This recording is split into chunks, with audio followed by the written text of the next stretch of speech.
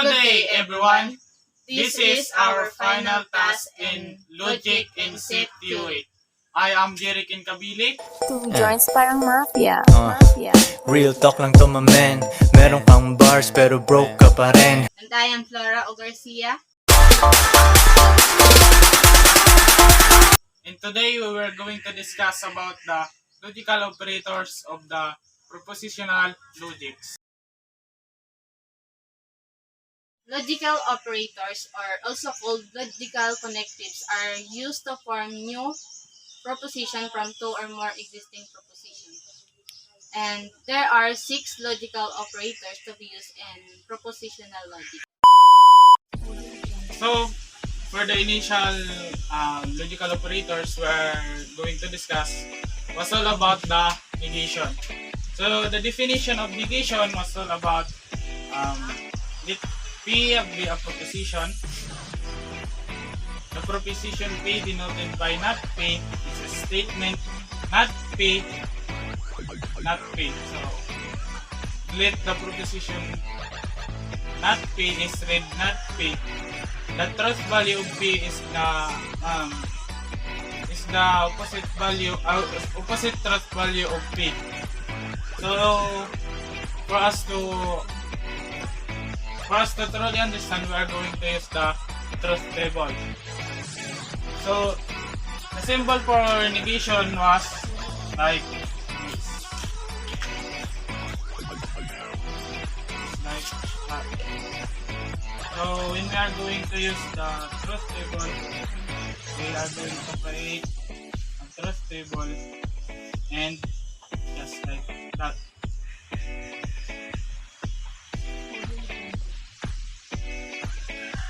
So in definitions, it is too broad to discuss, so we are going to make it in a short term. So the not P is the opposite value of the truth value of P. So we are going to use the proposition P, and we are going to write the negation of P, since it is the according to the definitions, it is the opposite truth value of P, the not P. So, when we have true value, one true value in a false value. So, in not P, since it is discussed as the opposite of proposition P, so it is going to be true. Opposite of true is false, right? And the proposition of P false, it will be turned into true. So that's the negation. It is just the opposite of the proposition P, just like that. So if you are going to use it as sentence, it is going to be in real time, it will be today is Friday. So since in real time it is yesterday, so it will be false into this example. So when we are going to use this example and turn it into an negation of P, it would be it is not Friday today. Since it is Saturday, so it is not Friday today. That's the symbology of negation. For the next logical operators that we will discuss here is all about the conjunction. So the definition of conjunction is let P and Q be a proposition. The conjunction of P and Q is denoted by P conjunction Q is a proposition of P and Q. The conjunction of P and Q is true when both P and Q is true and it is false otherwise. So, in order for us to discuss it in the simplest way, it is the we are going to have a propositional value of true when P and Q have the true value. So, in this table, we are going to discuss it. So, in this, the symbol for conjunction is this sign. So, this like a mountain. So now, we are first going to look for the value of P, given the true, false, true, false. So in the Q, table Q or the column of Q is true, true, false, false. So in the definitions that is discussed earlier, it is going to have a propositional truth value when P and Q have the same true value. So at first row, it has a P and P that has a true value and a Q that has a true value. So this have the true value. So in definitions, it is going to be a true when P and Q is true. So in this, it is going to be true. So the next row is PF or false and then true. As the definitions earlier, it is going to be true and false. True. P and Q is both true and it is false otherwise. Since P and F and P and Q have the false and true value, it is going to be false. Same goes for P and Q that has true and false value. So the proposition of this is false. The next one is the last one, which is the truth value of false and the false for Q. So it is going to be a false. So that's the simple logical propositions of conjunction. The three logical operators that I'm going to discuss to you is all about the disjunction. So the symbol of disjunction is just like this. It is look like V. So the definitions of disjunction is with the proposition P and Q be proposition. So the disjunction of P and Q is denoted as P or Q. Is the proposition of P or Q. So the the disjunction of P and Q is false when both P and Q have a false value and it is true otherwise. So let's take at this truth table. So as earlier discussed, the P and Q will have the truth value false value when P or Q ay magkaiba sila ng ay magkakaroon lang ng false na proposition kapag ang P at Q ay magkakaroon ng false kabilaan. So ang first row natin ay meron tayong value true sa P at meron tayong true value rin sa Q. So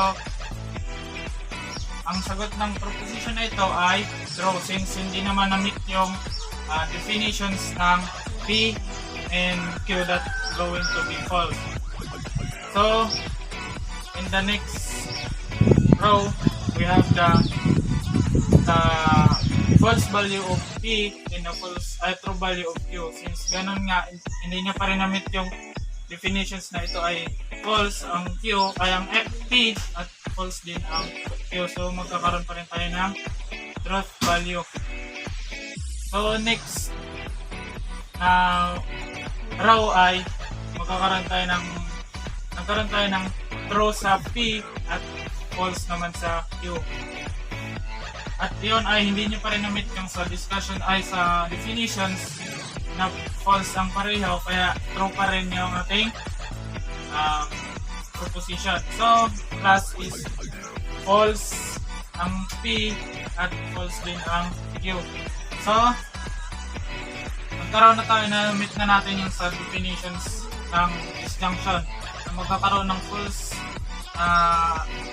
value ang proposition natin kapag ang P and Q ay false. So ito nagkaroon na tayo ng false value. So F. So that's the third logical operators. So let's proceed to the logical operators exclusive OR, which is denoted as this symbol, which is the circle, then inside it is the cross sign. Then this logical operators is a proposition that is simply means that exactly one of the proposition is true but both cannot be true, which means kapag yung P and Q, kapag both true sila or both false, then our statement will be false. So to better understand these logical operators, let's look for this table. So I'll give the examples, and T, which the statement example is Irish is in Manila at the moment. Then let U, in the statement Irish is in Palawan at the moment. So the symbol for this is like this. So in the definition of the exclusive, it would be true if exactly one of the proposition is true. But if both are true or both are false, then it would be false. So true, then it would be false. Then if it's, since in this column one lang yung naging true, then it would be true. So the same thing with the third column, one lang din yung true, so it would be this would be true, and the third column is true. But in the fourth column, since both are false, then it would be false. So that's the exclusive or proposition. The next one is the implication, which is used if then in the statement. So the implication is denoted as this symbol, like the arrow. And then the conditional statement for the logical operators implication is said to be that if the P is true, then the Q is false, then the statement will be false, then true otherwise. So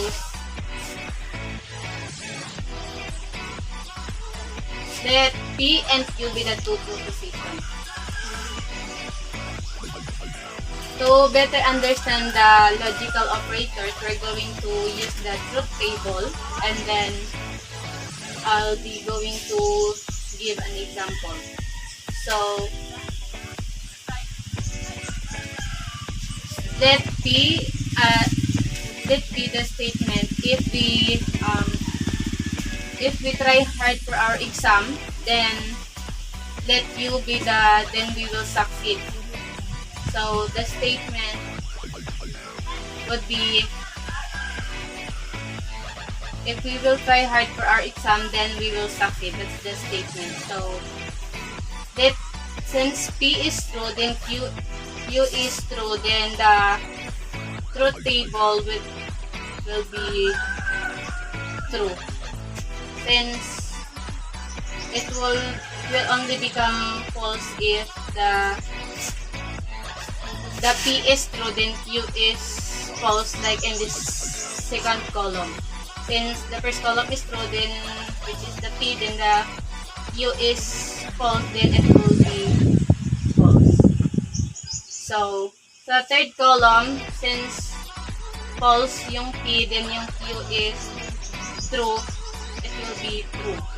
Kumbaga, kapag yung P natin ay tama, tapos pagdating sa Q naging mali, kumbaga magiging mali siya. Pero kapag sa P ang P natin ay false, then sa Q natin ay tama, then magiging tama siya. So, in the fourth column, since both are false, which are not possible to make our statement false, so let's going to put it true. So, that's the implication logical operators. Let's proceed to the biconditional statement, which denoted as this symbol, which is the statement that let P and Q be the two propositions. So, P if and only if Q, which denoted as this, and then the conditional statement for this is that if the truth values of P and Q are the same, then it will be true. So, kapag pareho silang true, magiging true siya. The same thing, kapag pareho silang false, then magiging true siya. Pero kapag yung truth values ng P and Q ay hindi pareho, then it will go to become a false. So, what we see, and row P at the first column, since it is true, and the Q is true, which are both having both truth values. So, based on the conditions statement of the biconditional statement operators, it will become true. So, in the second and third column, since yung truth values ng P and Q are not the same, then it will be false. It will be false. So, false, true, hindi sila pareho, so it will be false. And the fourth column, since pareho silang false, which said in the conditional statement of the biconditional statement, na kapag pareho sila ng truth values, magiging true sila. So, that's the biconditional statement logical operators. That's all the six logical operators, meaning all the negation, conjunction, in disjunction. Also, the exclusive or, implication, and lastly, the biconditional statement. That's all. Thank you.